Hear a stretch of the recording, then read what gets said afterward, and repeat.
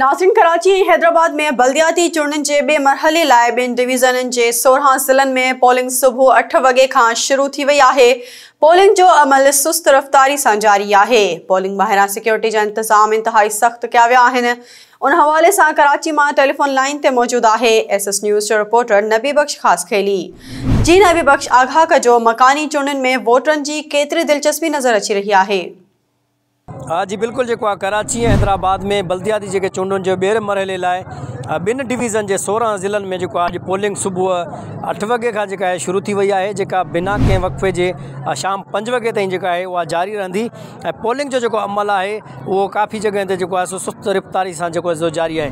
जॾहिं त मां तव्हांखे ॿुधाईंदो हलां त नाज़माबाद जो है UC 9 जी पोलिंग स्टेशन ते सुबुह पोलिंग अमलो न पहुचण ते उनके पुलिस की निगरानी में बैलेट बॉक्स जेके उन सील किया विया आहिनि।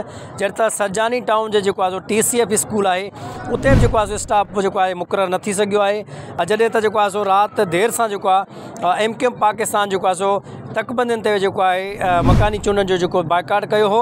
जॾहिं त मां तव्हांखे ॿुधाईंदो हलां त कराची जे अॼु आवाम है 7 ज़िलनि जे लगभग 240 UC ऐं 984 जो वार्डन में अॼु पंहिंजा नुमाइंदा चूंडींदा। उन लाइ 4990 जो पोलिंग स्टेशन उहे क़ाइमु कयूं आहिनि, जिन मां 1446 96 उहे इंतहाई हिसास करार ॾिनियूं वियूं आहिनि। जॾहिं त पोलिंग ॿाहिरियां है पुलिस जा नौजवान आहिनि उहे पिण अलर्ट बीठल आहिनि। वोटर आहिनि उन्हनि खे सख़्त चेकिंग खां पोइ अंदरि वञण जी इजाज़त ॾिनी पई वञे। जी।